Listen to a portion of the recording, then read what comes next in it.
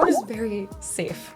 So I've been really enjoying that aspect of it. I've been walking alone at night and leaving my phone on the table at the coffee shop and going to the bathroom and not worrying about it. So that's been really different. So when I went back to the US actually in the 5th grade, we were doing math that we had done in Taiwan in kindergarten.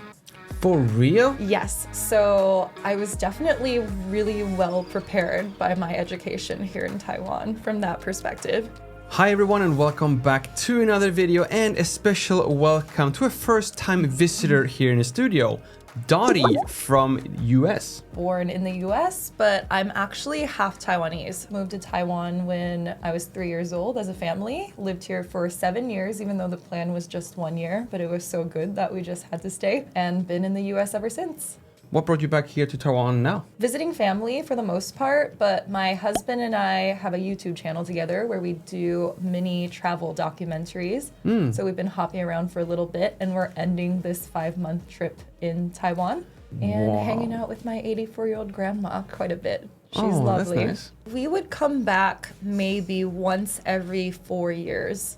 And that's been the pattern pretty consistently. So the last time I was back here was in 2019, right before the pandemic hit, like just a couple months beforehand. Right. And then of course during the pandemic, I couldn't come back, and this is my first time back since then.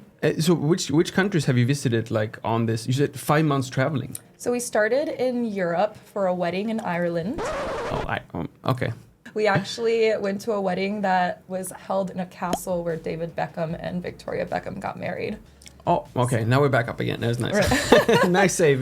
So that was like a fancy way to kick it off. Right. We did a month in Turkey, a month in Kenya, a month in Thailand, a month in Bali, and now I'm in Taiwan for almost 2 months. This is super cool because normally I am interviewing foreigners living here in Taiwan. Can I treat you as a Taiwanese living in the US, or are you like an American coming from Taiwan? I feel like I've been both. When I was living here, I felt very Taiwanese because my whole life was Taiwanese, even though people always treated me a little differently. I think now I feel mostly American because I've just been back for such a long time. It's been 23 years, pretty much continuously, with very short visits back every 4 years. So this trip has been kind of a process of me rediscovering my Taiwanese side and my past and practicing my language again. Because, of course, after 23 years, the Chinese gets a little rusty. Right. How is it now then? Mama Huhu. 还是可以讲，但是有点结结巴巴的。I have so many questions though. First, I just want to know a little bit more about like the US versus Taiwan. On your channel as well, we can see like specifically like a San Francisco documentary. Yes. Covering like everything. How is like the day-to-day life different, or are you still like in a tourist mode when you come back here now? Yeah, I think I'm still a little bit in a tourist mode, but there are some really obvious differences that I'm noticing, of course. Like Taiwan is very safe. So I've been really enjoying that aspect of it. I've been walking alone at night and leaving my phone on the table at the coffee shop and going to the bathroom and not worrying about it. So that's been really different. Nothing you do in San Francisco? Yeah, nothing I do in San Francisco. But of course, there are pros and cons to each place, I'm sure, and I do really enjoy my life in San Francisco. I work in tech, in marketing there, so my life is, working in tech marketing and on the weekends going out and enjoying the beautiful nature of the Bay Area and the beautiful ocean and, kind of the diversity of the city. Like San Francisco is a very diverse city. There's a lot Asian population, so you get like a little bit of everything there. For you, I am super curious to know, like, if you're 10 years old, you have like basically like all your memories is like from Taiwan. Moving to the US, was your family like preparing you for that? So you were fluent in English heading over there and you knew that was going to happen, or? Yeah, so I was fluent in English already, so luckily the language wasn't a barrier. So the culture was really different, and I remember buying my first pair of blue jeans and being like, okay, like I'm American now. Like my first day of 5th grade, I have my blue jeans and I really wanted to fit in really fast. So, when you're a kid, you don't want to be different. You want to be like everyone else. So I think I kind of shed my Taiwanese identity pretty quickly because of that. Like school-wise or something, how was it to do like 4th grade in Taiwan and like then 5th grade in the US? Like what was like the biggest difference? Yeah, so education in Taiwan is really rigorous, as I'm sure you've heard. And in elementary school, it's still okay, but we definitely studied hard. Tests were a big deal. You know, we studied a lot of different subjects and mastered a lot of them at that level. Yeah. So when I went back to the US, actually, in the 5th grade, we were doing math that we had done in Taiwan in kindergarten. For real? Yes. So I was definitely really well prepared by my education here in Taiwan from that perspective. Coming back here, have you noticed any like changes from like, I guess, like your first memory of Taiwan and like now? Is there anything that you were like, this keeps changing every single time I come here? Or is there anything else that you're surprised that has like just stayed the same? So this might sound surprising, but I think the traffic is a lot better. The traffic is a lot better? Yes, and the pollution is noticeably better. Okay. Yes. I think cars stop for pedestrians now, something that happened a bit less in the 90s. Okay. And it just feels a bit more organized in general. I don't even dare to know how it was in the 90s. Okay. And speaking about better traffic here in Taiwan, that is something that today's sponsor NordVPN can help you with, at least if we are talking about internet traffic. Using NordVPN, not only do you get another layer of protection to your internet connection, for example, if you are using an unprotected and unsecured public network, if you are visiting a local cafe or maybe an airport. You can also change your internet connection to more or less wherever you want in the world. As you all should know by now, this could actually give you access to some movies or TV shows that are not yet available here in Taiwan, but it can also give you lots of other benefits and even discounts on some products and services. For example, sometimes plane tickets could be cheaper if you're already located in, let's say, Japan, and you want to purchase a plane ticket from Taiwan to Japan. So there are several ways you can take advantage of NordVPN. But I think my absolute favorite feature is just how incredibly easy it is to activate, regardless if you want to use it on your computer or your phone. It's literally just one click away, and so it's also changing the location once you do have NordVPN activated. And thanks to the exclusive Christmas deal from NordVPN, if you do use my personal coupon code or visit nordvpn.com/Lukas and sign up for a 2-year plan, you will get an additional 4 months added to your plan as well. My personal opinion is that NordVPN is 100% worth it, but you don't have to take my word for it since they do offer a 30 days money back guarantee, which means that you can try it by yourself on your phone, on your computer for 30 days. And if you're not 100% satisfied, you of course get 100% of the money back. And speaking about getting things back, I think it's now time for us to get Dottie back into the studio and then continue with the rest of the video. And then just in general, it feels a lot more, it just feels really developed and well organized. Like the street food is incredibly hygienic. I noticed that there's a lot more parks and kind of these recreational spaces for people to enjoy. So all these things are quite different from when I grew up. Do you have any advice for like first-time visitors coming to Taiwan from, let's say, San Francisco? Is there anything that they should pay attention to or prepare themselves before coming to Taiwan?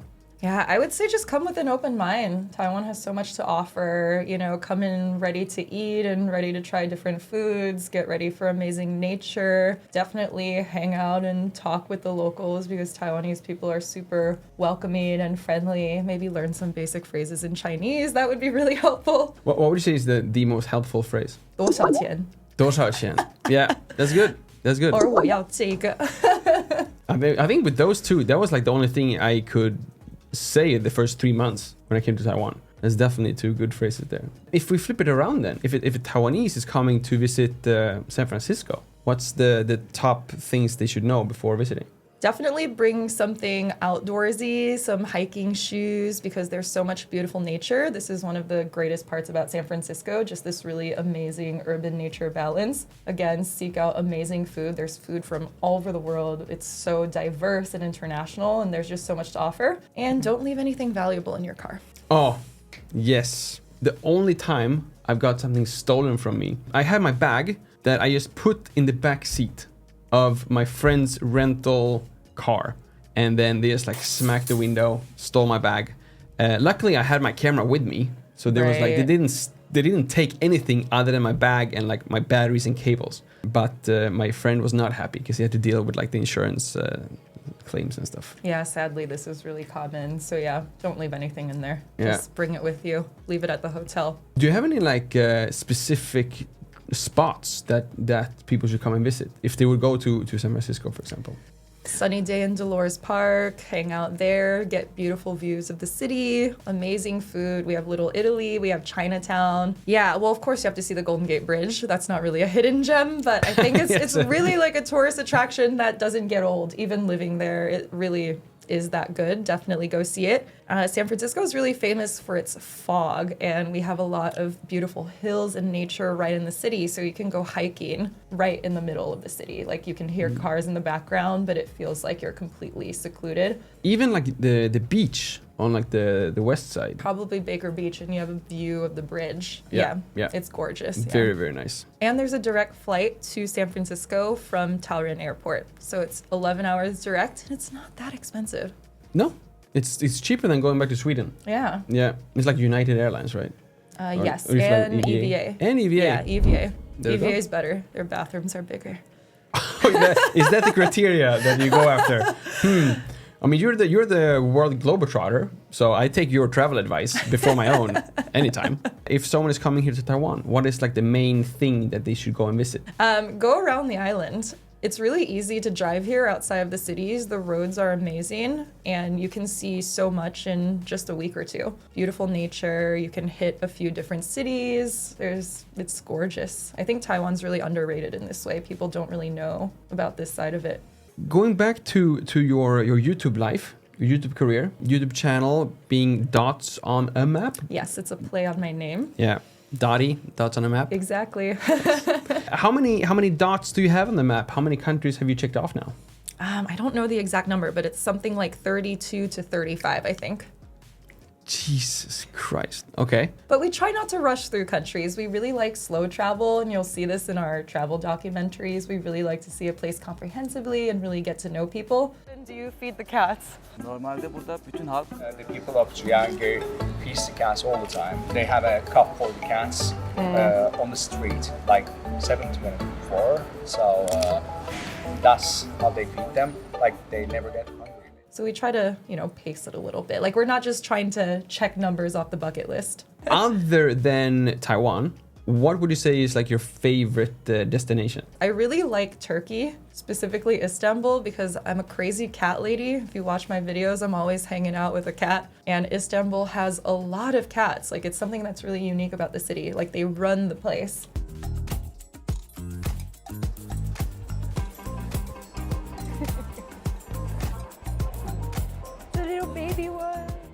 They're absolutely everywhere. Every cafe is a cat cafe. You can be sitting down having a coffee and a cat will just climb on your lap and hang out with you. Okay. So I think that's very charming. And my husband is Brazilian, so I love going back to Brazil. It's gorgeous, beautiful beaches, very warm people, vibrant culture. So that's another favorite as well. What do you think we can do to open up the eyes for, like, for example, an American audience? So like, how can we promote Taiwan to tailor more to like more tourists? Yeah, I think really highlighting the beautiful nature. I think people would really love that. There's a ton of Instagrammable destinations in Taiwan. Like people would love them. And I think maybe just letting them know that it wouldn't be that difficult to get around. Like maybe that's something that kind of scares people from coming here, just that huge language barrier. But I think once you come here, you find signage in English and a lot of people speak English and are really friendly and willing to help you out. So maybe once they realize that that barrier isn't as big as they originally thought, they can come here and enjoy it. Now you have, you said 2 more weeks here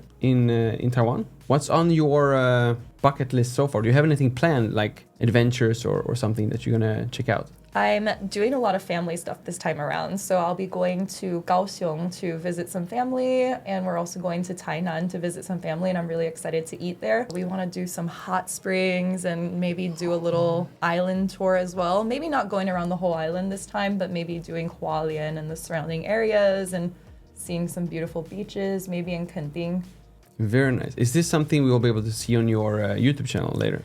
We won't be filming that much in Taiwan this time around, but we do have a video in Taoyuan. So I made a whole video I visit my elementary school where I attended until 4th grade, and I found my 4th grade teacher. Oh, wow. I revisit the beef noodle stand that I used to go to when I was a little kid. I'm obsessed with beef noodle soup. So we go back there. It's been there for, over 20 years. Right. And we cover kind of those nostalgic aspects that I remember from my childhood in that video. Wow, that must be super cool. And I might sing karaoke in it too, just a little bit. Did your teacher recognize you? Not immediately, but then he remembered. Okay. Because I mean, the last time he saw me, I was just a wee tot.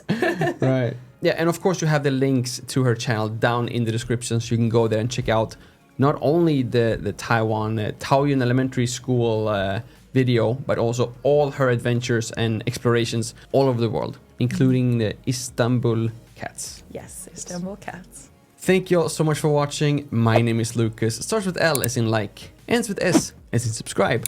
Please do both, and see you all in the next one. See you later.